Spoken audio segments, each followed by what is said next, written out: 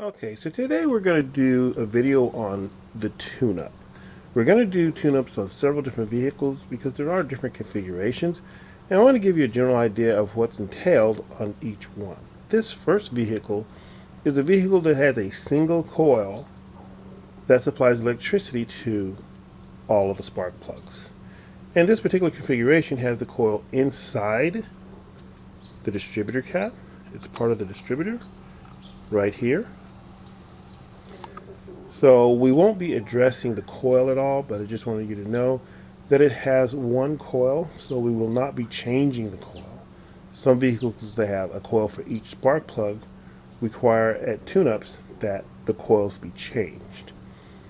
We're going to disconnect the battery on this vehicle too here. So we're going to disconnect the negative cable only, just so that there's no sparks and there's no surprises and there's nothing connected, no electricity flowing while we're working on the vehicle.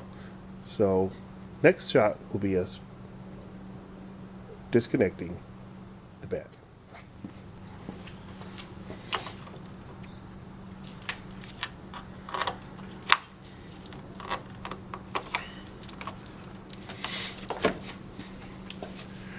Now, an important point to make: before disconnecting your battery, you need to check and see if your vehicle has special requirements, because some systems need to have constant power and you don't want to ruin anything.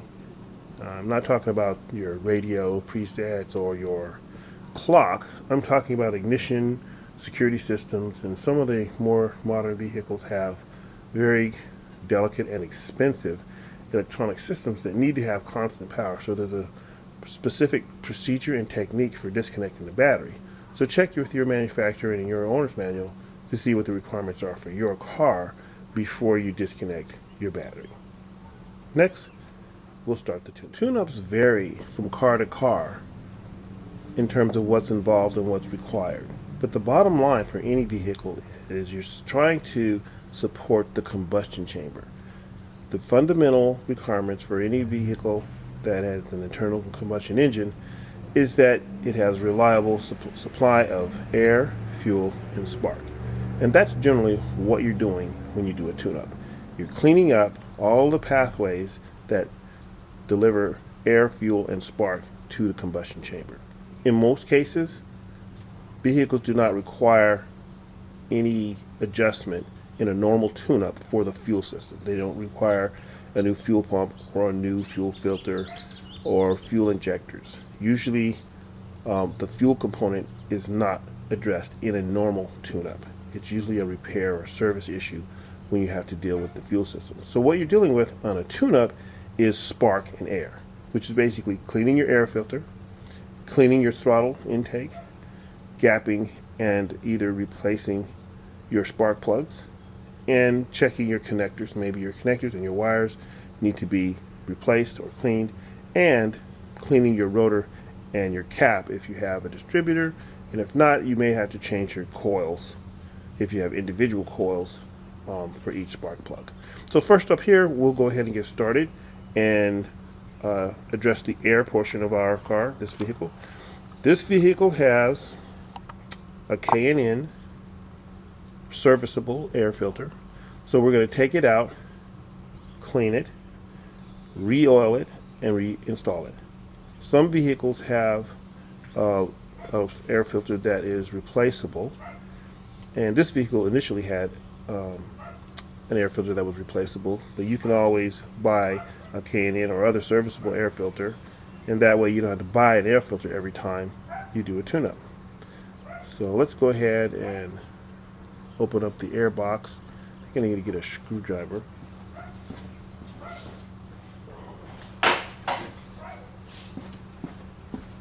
And remove this air filter. There's the air box here. Release these clips on this particular one. Many are similar, and we're going to do several vehicles. So if your car is not exactly like this, it's okay. This is a K&N, a little bit dirty. So we'll spray this with some soapy water, let it soak, rinse it off, and then re-oil it. And I'll show you all that. So this serviceable filter, we just get my cleaner here. It says K&N filter cleaner. And you just want to soak it really good. Spray it like this. And you want to get both sides real good. And you want to let that soak. And it'll soak into the dirt and everything. And then about maybe 5-10 minutes to let it soak. Then you get just regular tap water, rinse it off with a water hose, or if you have a sink in your garage, just rinse it off real good. Let it dry a bit, and then you re-oil your serviceable filter.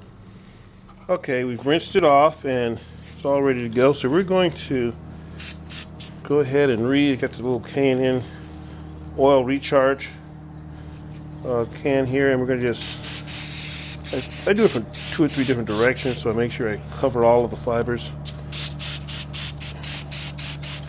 And we do both sides like so. Turn it around the other way so that you get good coverage.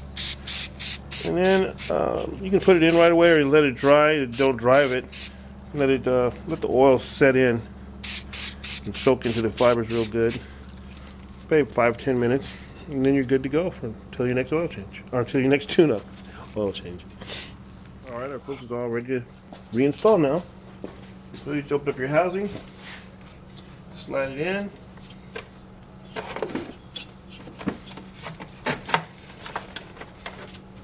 Make sure everything's lined up.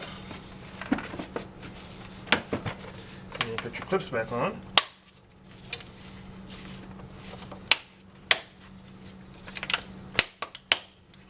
And there you go, you've done the first part of your tune-up. Next, after you've cleaned your air filter, you want to clean your throttle body. You use some of this throttle body cleaner here. You just go ahead and take that next piece of hose off. Throttle body goes to your intake manifold here. This car just takes one little screw. Take that loose. And just wiggle this a little bit. It takes that. There, you get that off. See in there. It's not too bad. It's got a little bit of something in there. See? And you just take your cleaner here and you just spray it straight in there, just like this. You give it a good spray in. You let it set for maybe 2 or 3 minutes, not long. Get yourself some white or some blue paper towels like this, and you just want to clean it real good. You go in there and wipe out all that stuff. Let that cleaner loosen it up for you. Wipe it out real good. And clean your throttle body. Get in there and clean your butterfly valve. And this one's pretty clean, but sometimes you'll get really a lot of black carbon in there, and that'll affect your idle and fuel efficiency, your throttle response. Clean that up and then put it back together. That's all it takes. Next up, we're going to do the distributor cap and the rotor. We're going to clean those, and to get to those you have to remove the radiator cap. On this vehicle, to get the radiator cap, it's easier if you remove the air filter housing that we just opened. So I'm going to show that again.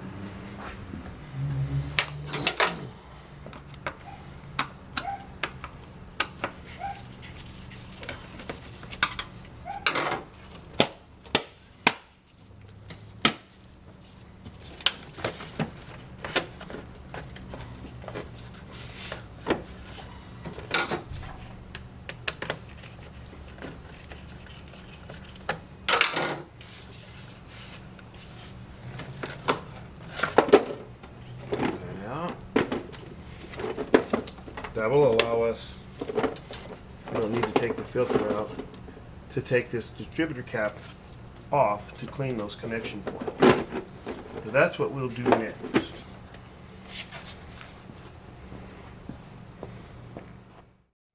So there are 3 bolts that hold this distributor cap on. There's one over here on the side that I already removed.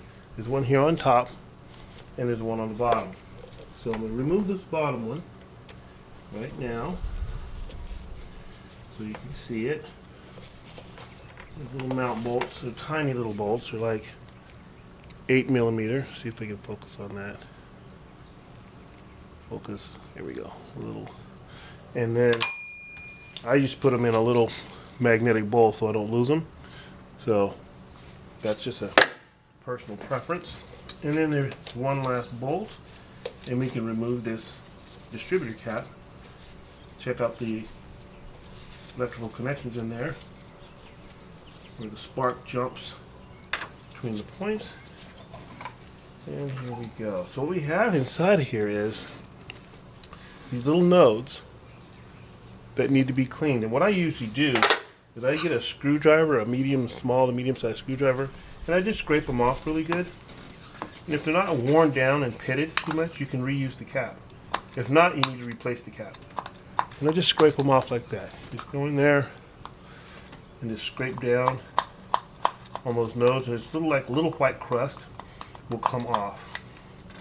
And that makes your connection much better when you're driving the car. It's a much cleaner spark to ignite your fuel in that combustion chamber. You just go through and you scrape those. If you have a 4-cylinder, there'll be 4. If you have a 6-cylinder, there'll be 6. And if you have an 8-cylinder, there'll be 8. Clean them off and just get rid of that little bit of corrosion there. Next, there is a rotor. This is what turns inside of that cap and sparks at each one of those nodes. This is the rotor, and it has this tip right here, which also needs to be cleaned. So I usually just clean this with a little bit of emery cloth, sandpaper, or scrape it like this with a screwdriver until it's nice and shiny. And we know that that's cleaned as well. Just clean that off. And that's all it really takes. You just clean it up a little bit and put it back on. If this is pitted, then you're going to want to replace that as well. Then you just reinstall your cap and put your screws back in, and you're done with that portion of the tune-up as well. Next, we'll do the spark plugs. So the next part of the tune-up is to remove, gap and or replace the spark plugs. So let's just remove one first of all. You need a spark plug wrench, spark plug socket here, like so. Okay, this one's magnetic. Some just have a rubber bushing in there that grabs the spark plug. You take the connector off, just kind of pull on this, and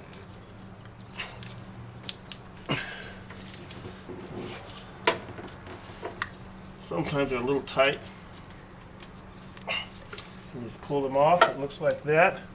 There's a little connector in there that snaps onto the top of the spark plug. Then you go down into your spark plug and 2 hands. And be careful not to break the spark plug off. You don't want to torque on it. You don't want to crank on it sideways. You want to keep your wrench nice and straight. And you unscrew it. And once you get the spark plug out, we're going to use what's called a feeler gauge. And this one's like actually in pretty good shape. We're going to check the gap. The gap on these is 32 thousandths of an inch. You get that either from your local auto parts stores. You can look those values up online. You can call a dealership and get it, or you can look in a shop manual specifically for your vehicle and get the value of what the gap should be for your vehicle. And it's very important that you get that right. And it's also critical to tell you that new spark plugs sometimes do not come pre-gap, so you always want to check new spark plugs for the correct gap before putting them in. You do not want to buy new spark plugs and assume that they're gapped correctly and then just install them just because they're new, because many times new spark plugs are not gapped correctly. So we're going to go over to the bench now, and I'll show you how to gap the spark plug correctly, and I'll tell you what I'm talking about. Okay, so what we have here, we have a couple of different configurations of a feeler gauge. I'll give you a good close look at that. This is one. You can see the numbers around the perimeter. That is the thickness of these little wires. And you use these little wires to check the gap, the little space in between this electrode and this tip here. You want to put that little wire in there like that, and make sure that the gap is just tight enough to where the wire slides in and out snugly, touching both surfaces. Now, the way you adjust the gap is you have to bend this electrode up or down, and you do that with this little piece of tool here. Okay, you put that on there like so, and you crank this way or this way, ever so gently, until it meets the exact size gap here that is specified for your vehicle. Now this other one, this is called a blade feeler gauge. It has little blades, and on the blades there are values. Let's see if you can read that. I think you can. There's a value on the feeler gauge, and that value is the thickness of that piece of metal. Now here's an old mechanic's trick. If you don't have the exact gap size that is required for your car on one blade, just do a little math. For example, if yours requires 30 thousandths, but you don't have a 30 thousandths blade, so you have a 20 thousandths and a 10 thousandths, you put those two blades together, and that's 30 thousandths. So you have to get the right combination to get the correct size gap and the correct size blade combination for your vehicle requirements. And that is how you gap a spark plug. Then you just gap it. If they're new, you gap them. If they're used, you gap them. If they're used, and they look like mine here, this is a perfect example of a plug that is in really good condition. It has like a light golden brown color. It is not chipped or pitted. There's no black on it. There's no white deposits on it. This is the sign of a good, normally running engine. There's nothing wrong in that combustion chamber. That's what you want it to look like. So if you've only did like one tune-up, or you put these in new last time and you take them out and they look like this, you can reuse them, and that'll be perfectly fine. And then you just clean it up with a wire brush, re-gap it to the correct gap, and put them back in. Or, some people just want to put new ones in. You can do that too. But that's how you do. Then you reinstall your plug, and you're good to go. So I just want to give you an example of what the tightness should be when you're gapping your spark plug. Here's an example of a new spark plug that we're going to go ahead and gap right quick. And let's take it out of the box. And this was supposed to be 32 thousandths, so I'm going to take it, I don't know if you can see that. 32 thousandths. So this is a feeler gauge, and here's our gap. So we take the feeler gauge and we put it in here, like so, in between the electrode and the ground here. Put it in there, and this is about right. See, now the tightness is just, it just goes in snugly. And that's about what you want to feel. So it just goes in, see how it comes out, about like so. So that will give you a reference for how tight it should be when you're adjusting the electrode for the proper gap. It should just go in kind of tight, but not too tight, about like so. Okay? Alright, so my plug's all gapped, 32 thousandths. You always want to put it back in by hand. You don't want to start it with the tool, because that's how you cross thread and strip the threads. You want to make sure it's gone in nice and even and nice and easy by hand first. Then you use your tool. And you tighten it on down with your wrench. There are torque specifications, and you can use a torque wrench if you like, but it's not really necessary. And you do want to put some anti-seize on the threads. That spark plug already had anti-seize on it. And then once it gets all the way down and stops, you just want to give it like another quarter of a turn. Just get it snug. Don't over tighten it, and that's good enough. Put your connector back in. Push it all the way down till it snaps, and go on to your next plug. That is basically what is involved with doing a tune-up on this vehicle. Now we're going on to a vehicle that has coil that shares that is shared between two different spark plugs. One coil for two different spark plugs. After that, we'll go to a vehicle that has a coil on every single spark plug. So, up next, a car that has a coil that is shared between two spark plugs. Okay, so the second car we're going to do a tune-up on today is this little Mercedes. It's 4-cylinder, and it has the type of coils where a coil is shared between two spark plugs, and they're hidden under this little red cover here. So the first step in getting to these spark plugs when doing a tune-up is you have to remove this little red cover. So we'll do that now. Once again, I'm going to cheat and use my tools because you can use these little, it's actually an Allen screws, but I'm going to use this because it's faster.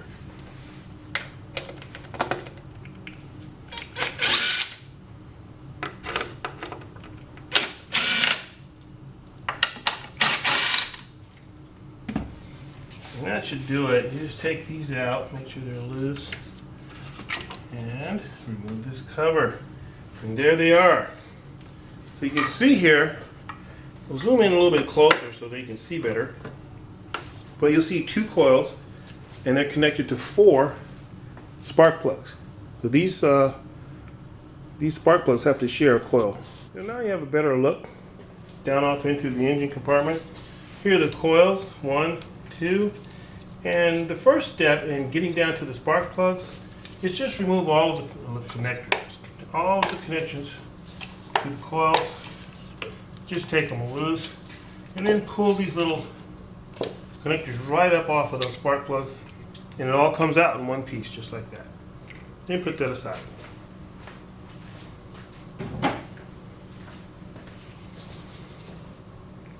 Now for the spark plugs that are underneath the actual coil, you'll have to take this electrical connector off the coil, like so. And you'll also have to take loose these 2 mount bolts, which are Torx, on the actual coil itself, and take the coil off of the spark plug. The other spark plug that this coil serves, it just had the boot on it. So you can just go ahead and remove that spark plug just like normal. Just go right down and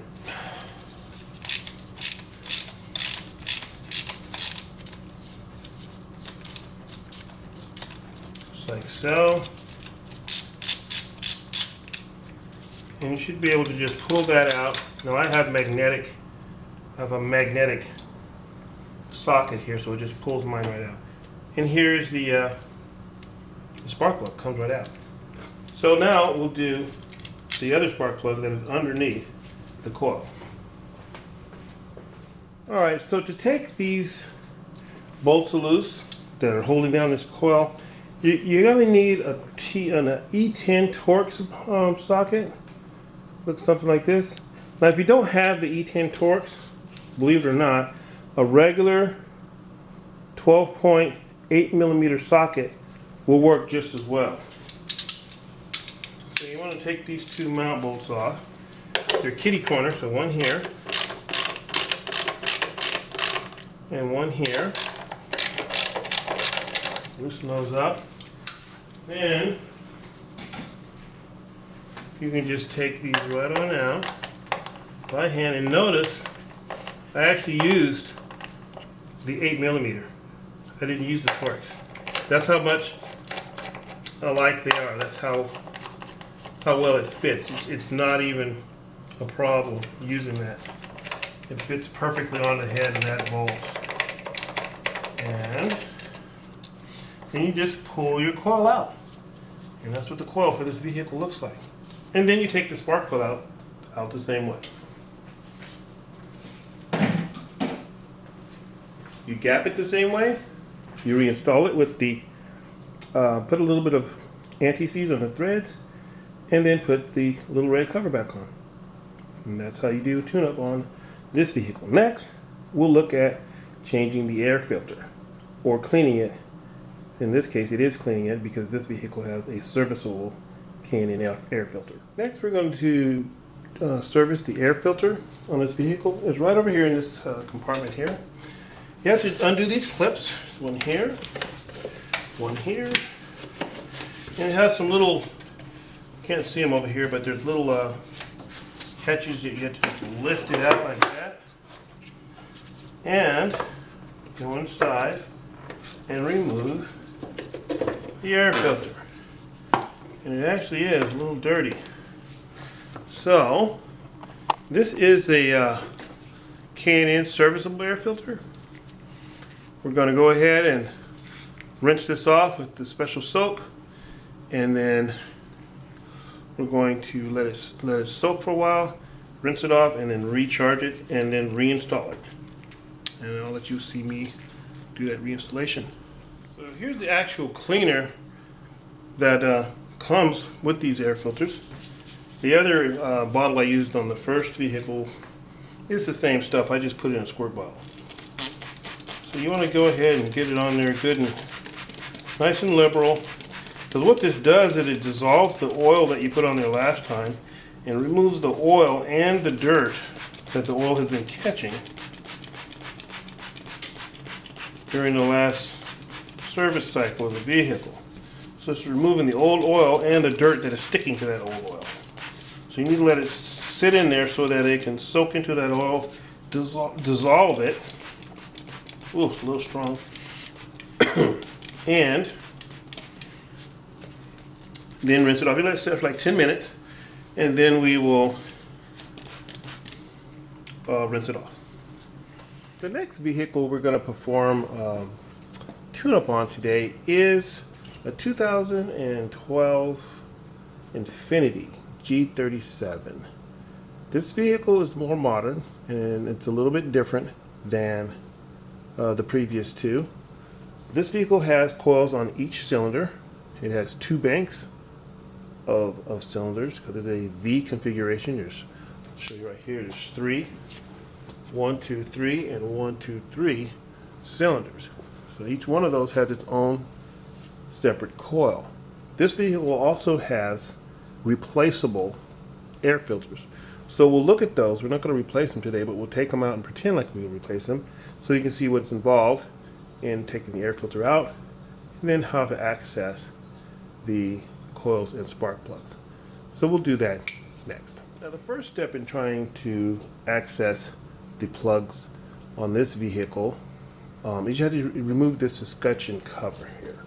And you can either use a little wrench like this. This is a 10 millimeter, or you can use a ratchet and socket configuration like that, and it'll work just fine.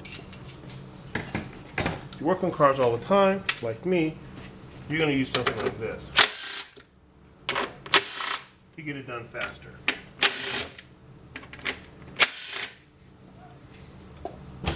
And then this whole cover, you just give it a little wiggle. Make sure those screws are completely loose, and it should come off. That's loose, that's loose.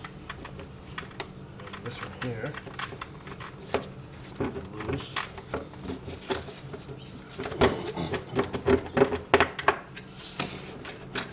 Sometimes you have to give it a little wiggle, and I think I forgot one here in the middle, so you have to make sure you get them all. And this just lifts right off, just like so.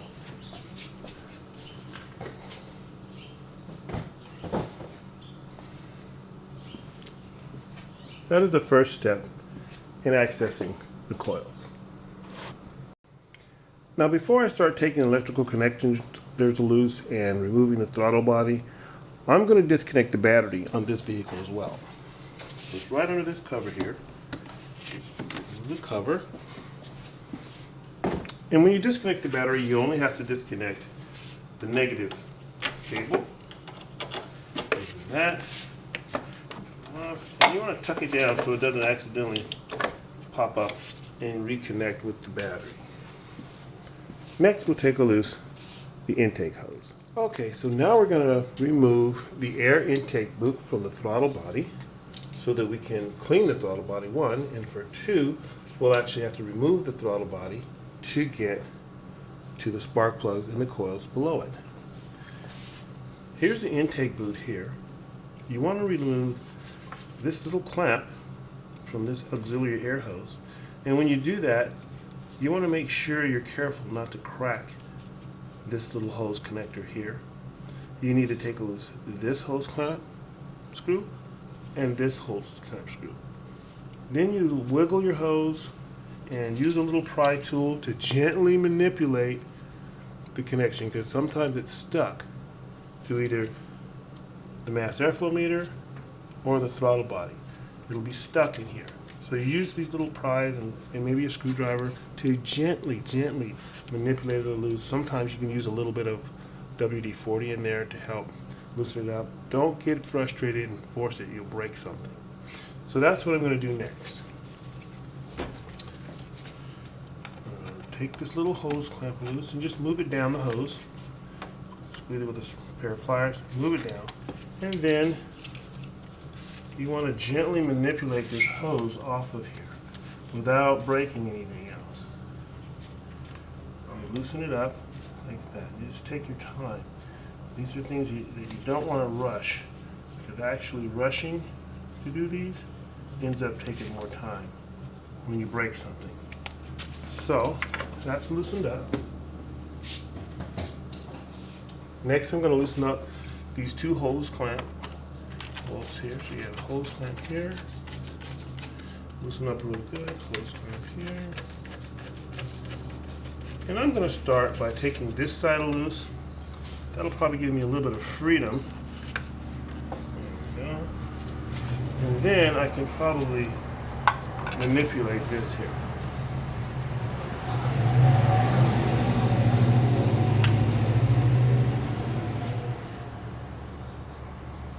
Gently, gently. Don't get frustrated. It's much faster to take your time. Just take your time. Pull up on this whole thing now because it's loose. Just gently work it off. Notice I'm not putting any torque on this little elbow here. I'm just moving everything up together. And just wiggle it, and it'll come out like so. Nothing broke. Then you can start working on the throttle body in. And here is your boot. This is your intake boot. Just set this aside.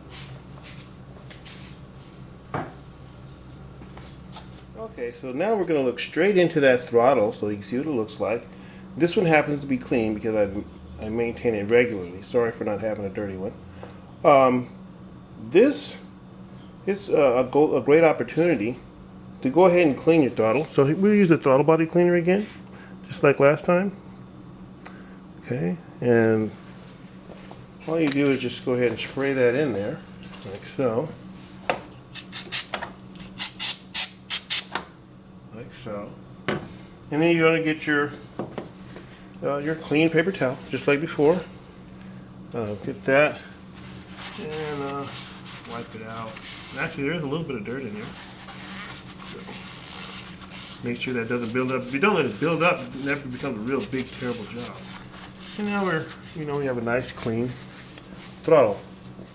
Next, we'll remove that throttle and we'll show you the coils and the spark plugs. The next step in removing the throttle body is to loosen these 4 mount bolts. There are 5mm hex bolts. You can loosen these all up like so. And you want to be careful, especially when reinstalling this, not to strip the threads. You want to install by hand because this actually bolts into a plastic portion of this top mount.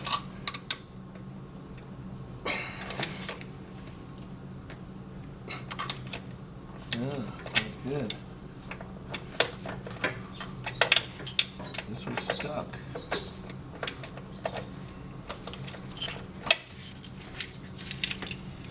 And this happens, so this is probably good for you to see. Sometimes it'll be stuck.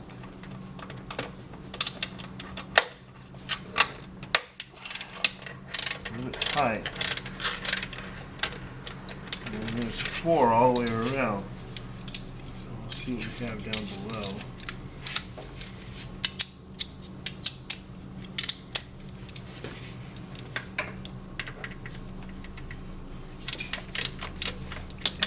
all loosened up,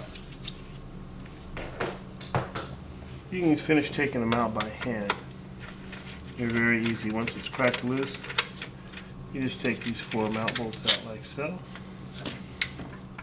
And next we'll be getting down to the coils.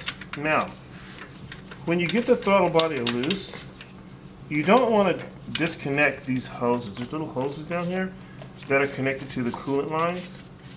They supply a small amount of coolant to the throttle body to circulate in there to warm up the intake air. So if you take these little hoses loose, you're going to make a mess. There's going to be coolant running everywhere. So leave those connected.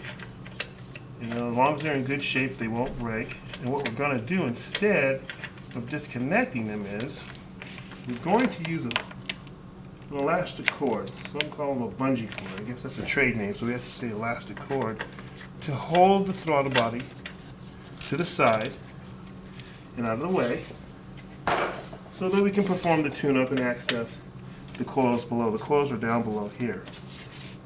And we will connect this elastic cord to this throttle body once it's loose so that we don't have to take these hoses loose and make a mess. So let's go ahead and do that now. We'll look at that. Magically, I have a cord that just materialized. And we just see it just kind of moves back like so. And there's one, let's see here. No, you don't even need to take the electrical connector loose. I just find a place on here, connect this elastic cord to it, and then just kind of connect it to the car. So it doesn't have to be real tight, just enough to hold it out of your way. And next we'll look at how to take these coils out to do the tune-up on the spark plugs. Alright, so we got the throttle body loose, and I want to give you a really good close-up look what it looks like before we start. Here are the 3 coils. One's here, and one's here, and they're held on by a single 10mm bolt. So there's this one's bolt here, here's a bolt here, and here's the bolt for this last one. And they have a little electrical connector here. So you take the bolt loose, you take the connector loose, then you can pull those coils out, each one, and then you can access the spark plug. So we'll do one now. We'll go ahead and take the connector off of this coil here. We'll take this bolt off, we'll take the coil out, and we'll remove the spark plug so that you can see how to get to it. And then gapping and sizing and reinstallation with a little bit of thread anti-seize on the threads is the same as all the others. Okay, so first up we'll take off the electrical connector. Just push down on this one and pull it off. And it goes just like that. Take off that connector and move it out of the way. I'm going to slide it here so that it doesn't get in the way. And then we're going to go ahead and take this 10 millimeter bolt loose. So loosen that up, and then you can take it out by hand, nice and easy.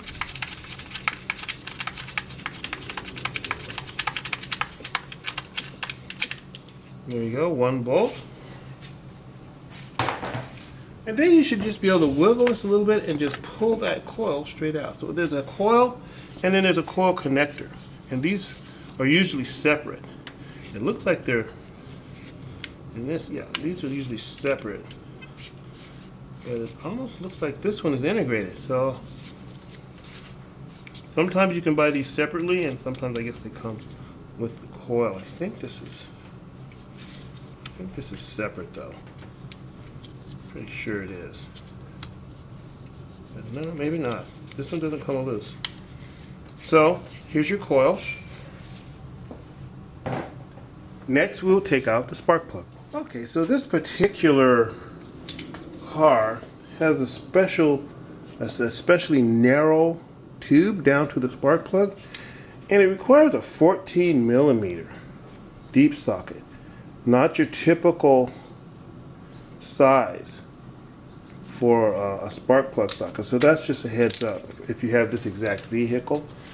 There are several different types of spark plug sockets, so you need to get the correct one for your car.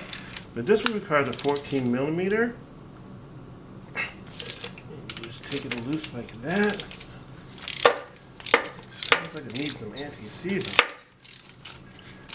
And because this is like a regular socket, it does not have a rubber tube in it and it does not have a magnet in it. Once the spark plug is loose, I'm just going to use a telescoping magnet to go down and remove the spark plug. I'm just going to use this little magnet here. It's pretty strong. And I'm going to go down and just grab the top of that spark plug, okay, and pull it out like so. Then you would gap it and reinstall it or replace with new. Now this particular configuration may come pre-gapped, but you still want to check it. Get your little blade feeler gauge and check the gap. Next up, you want to either service or replace your air filter. This particular vehicle has a replaceable air filter, and you have to remember, because it is a V6, there are two banks, there are two sides. So you have two air filters. It's symmetrical, one on each side to serve each bank of 3 cylinders. So I'll show you how to take that air filter out right now. You just undo these clips, push back, pull out, and there it is. This little cartridge here comes out. You want to get the same part number for your vehicle, and if you'd like, you could replace it with a serviceable filter. Get the right part number for your car and put it back in the cartridge, slide the cartridge back in, pull it in place, and refasten the clips. You need to do that to both sides, just like you need to do both sides of the spark plugs.